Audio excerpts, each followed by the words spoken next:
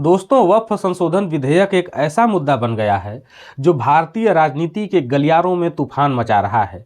जी हाँ, वही बिल जिसके बारे में हर कोई अपनी अपनी ढपली बजा रहा है। लेकिन असली बात क्या है, ये कोई ठीक से बता नहीं पा रहा है। एक तरफ विपक्ष इसे मुस्लिम विरोधी करार दे रहा है, तो दूसरी तरफ सत्ता पक्ष इसे सुधारवादी कदम बताकर अपनी पीठ ठोक रहा है। लेकिन इस सियासी ड्रामे के बीच बिहार के मुख्यमंत्री नीतीश कुमार की चाल ने सबको चौंका दिया है। आखिर नीतीश कुमार ने ऐसा क्या सोचकर इस बिल का समर्थन किया, वो भी तब जब बिहार में विधानसभा के चुनाव सिर पर हैं। क्या ये उनका कोई मास्टर स्ट्रोक है या फिर राजनीतिक आत्महत्या का खतरनाक दांव? सबसे पहले तो ये समझ लीजिए कि वक्फ संशोधन विधेयक कोई छोटा मोटा कानून नहीं है। ये एक ऐसा बिल है जो देश के सबसे बड़े अल्पसंख्यक समुदाय मुसलमानों की संपत्तियों के प्रबंधन से जुड़ा हुआ है। वक्फ बोर्ड के पास करीब 9 लाख एकड़ जमीन है, जिसकी कीमत अरबों खरबों में है। ये संपत्ति मस्जिदों, मदरसों, कब्रिस्तानों और चैरिटी के लिए इस्तेमाल होती है। लेकिन इस बिल में प्रस्तावित बदलाव इतने तीखे और विवादास्पद हैं कि लोग इसे लेकर दो खेमों में बंट गए हैं। अब तक वक्फ बोर्ड पूरी तरह मुस्लिम समुदाय के हाथ में था। विपक्ष के अनुसार नए बिल में गैर मुस्लिम सदस्यों को शामिल करने का प्रावधान है। विपक्ष इसे मुस्लिम अधिकारों पर हमला बता रहा है, जबकि सरकार का कहना है कि इस बिल में ऐसा कोई प्रावधान नहीं है। इस बिल में कहा गया है कि वक्फ की संपत्ति का सर्वेक्षण जिला कलेक्टर करेंगे। कई लोग इसे सरकारी हस्तक्षेप मान रहे हैं। सरकार का दावा है कि इससे पसमानदा मुस्लिमों को फायदा होगा। इन बदलावों को लेकर सवाल उठ रहे हैं कि क्या सरकार वक्फ की जमीनों पर कब्जा करना चाहती है? क्या यह हिंदुत्व की राजनीति का हिस्सा है? और सबसे बड़ा सवाल, नीतीश कुमार इसमें क्यों कूद पड़े? नीतीश कुमार बिहार की राजनीति के पुराने खिलाड़ी हैं। उनकी छवि को समय समय पर गठबंधन के हिसाब से बीजेपी और उसके मीडिया के नफरती चिंटुओं द्वारा गढ़ा जाता है। जो बीजेपी के साथ रहते हैं तो सुशासन बाबू, और राजद के साथ चले जाने पर जंगल राज के राजा हो जाते हैं। नीतीश कुमार जातिगत समीकरणों को साधने में शुरू से ही माहिर खिलाड़ी रहे हैं, लेकिन वक्फ बिल का समर्थन करके उन्होंने ऐसा कदम उठाया है जिसे समझना बिल्कुल भी आसान नहीं है। बिहार में मुस्लिम आबादी करीब 18% है और ये वोट बैंक किसी भी पार्टी के लिए गेम चेंजर साबित हो सकता है। बिहार की राजनीति में जाति और धर्म का कॉकटेल हमेशा से ही हावी रहा है। यहाँ मुसलमानों में 73% पसमानदा है, जो आर्थिक और सामाजिक रूप से कमजोर है। नीतीश की पार्टी जेडीयू का दावा है कि वक्फ बिल में पसमानदा मुस्लिमों को वक्फ बोर्ड में प्रतिनिधित्व मिलेगा और उनकी स्थिति सुधरेगी। लेकिन क्या यह सिर्फ जुमला है? आलोचकों का कहना है कि नीतीश बीजेपी के दबाव में यह कदम उठा रहे हैं और इसका असली मकसद हिंदू वोटों को एकजुट करके मजबूत करना है। और अगर हम नीतीश के ट्रैक रिकॉर्ड पर नजर डालें तो कुछ चौंकाने वाले आंकड़े सामने आते हैं। 2020 विधानसभा चुनाव में जब नीतीश पहली बार बिहार के मुख्यमंत्री बने थे, तब जेडीयू से 4 मुस्लिम विधायक जीते थे। 2010 के विधानसभा चुनाव में यह आंकड़ा बढ़कर 7 मुस्लिम विधायक पर पहुंच गया।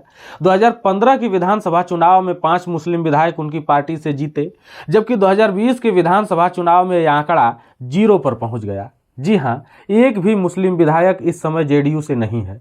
ये आंकड़े चीख चीख कर कहते हैं कि मुस्लिम वोट नीतीश कुमार की पार्टी से खिसकता जा रहा है। पिछले साल जेडीयू के वरिष्ठ नेता ललन सिंह ने भी खुलेआम कहा था कि अब मुसलमान नीतीश कुमार को वोट नहीं देते। तो क्या नीतीश को भी लगता है कि मुस्लिम वोट अब उनके लिए खत्म हो चुका एक चैप्टर है? क्या वो अब पूरी तरह बीजेपी के लिए हिंदू वोट बैंक पर निर्भर हो गए हैं? अब ये कोई छिपी बात नहीं है कि वक्फ संशोधन विधेयक बीजेपी की स्क्रिप्ट का ही हिस्सा है। बीजेपी इसे वक्फ बोर्ड में पारदर्शिता का नाम दे रही है, लेकिन आलोचक इसे हिंदुत्व की राजनीति का एक और हथियार मानते हैं। नीतीश कुमार, जो एनडीए गठबंधन का हिस्सा है, शायद इस बिल का समर्थन करने के लिए मजबूर हैं, क्योंकि बिहार में सत्ता का रास्ता अब बीजेपी के बिना नीतीश के लिए बिल्कुल भी मुश्किल हो गया है। नीतीश को पता है कि बिहार में उनकी कुर्सी बीजेपी के समर्थन पर ही टिकी है। अगर वो वक्फ बिल का विरोध करते तो बीजेपी के साथ रिश्ते खटाई में पड़ सकते थे। मुस्लिम वोट खिसकने के बाद नीतीश को हिंदू वोटों की जरूरत है और बीजेपी उसका सबसे बड़ा सोर्स है।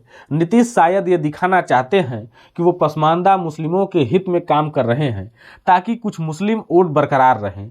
लेकिन ये दाव कितना कारगर होगा? क्या नीतीश इस जाल में फंस गए हैं जहां न इधर के रहेंगे न उधर के रहेंगे? वक्फ बिल के समर्थन का असर जेडीयू के अंदर भी दिख रहा है। पार्टी में असंतोष की आग सुलग रही है। दो नेताओं मोहम्मद कासिम अंसारी और मोहम्मद शहनवाज मलिक ने इस्तीफा दे दिया है। इसके अलावा जेडीयू के राष्ट्रीय महासचिव गुलाम रसूल बलियावी ने भी नाराजगी जाहिर की है और पार्टी के अन्य सदस्यों की भी मीटिंग बुलाने की बात कही है। साफ है कि नीतीश का यह फैसला उनकी पार्टी को भीतर से खोखला कर रहा है। ये इस्तीफे दिखाते हैं कि जेडीयू के मुस्लिम चेहरे नीतीश कुमार से काफी नाराज और नीतीश की सेक्युलर छवि अब दम तोड़ रही है। अगर यह असंतोष बढ़ता गया तो जेडीयू में बड़ी टूट हो सकती है। वक्फ बिल को लेकर पसमानदा मुस्लिमों के बीच एक राय नहीं है। यह नीतीश के लिए फायदे और नुकसान दोनों का सबब बन सकता है। अगर वो पसमानदा वोटों का एक हिस्सा भी बचा लेते हैं तो शायद उनका गणित कुछ हद तक सही बैठ जाए। लेकिन अगर पूरा मुस्लिम वोट बैंक खिसक गया तो नीतीश कुमार का बिहार से खेल खत्म। बिहार में अगले विधानसभा चुनाव नजदीक हैं। ऐसे में वक्फ बिल का समर्थन नीतीश के लिए दो धारी तलवार है। हिंदू वोटर बीजेपी की तरफ शिफ्ट हो सकते हैं जिससे बीजेपी तो मजबूत होगी लेकिन जेडीयू की अपनी जमीन खिसक सकती है क्योंकि मुस्लिम वोट विपक्ष की तरफ जा सकते हैं जिसके लिए अब तक बीजेपी नीतीश को साथ लेकर चल रही थी और ना चाहते हुए भी बिहार में उनके नेतृत्व को स्वीकार कर रही थी। बिहार की 243 सीटों में से कई ऐसी हैं जहां मुस्लिम वोट निर्णायक हैं, खासकर सीमांचल और कोसी इलाकों में। अगर यह वोट नीतीश के खिलाफ गया तो उनकी कुर्सी पूरी तरह से खतरे में पड़ सकती है। विपक्ष ने नीतीश को घेरना शुरू कर दिया है। आरजेडी नेता तेजस्वी यादव ने कहा नीतीश कुमार ने मुस्लिम समुदाय की पीठ में छुरा घोंपा है। अब यहां से नीतीश के लिए एक ही रास्ता बचा है कि अगर हिंदू वोट मजबूत हुआ और कुछ पसमानदा वोट बरकरार रहे तो नीतीश बीजेपी के साथ सत्ता में बने रह सकते हैं। अगर मुस्लिम वोट पूरी तरह खिसक गया और जेडीयू में टूट बढ़ी तो नीतीश की हार तय है। लेकिन यहाँ एक बात साफ है कि नीतीश की पुरानी सेकुलर छवि अब धूमिल हो चुकी है।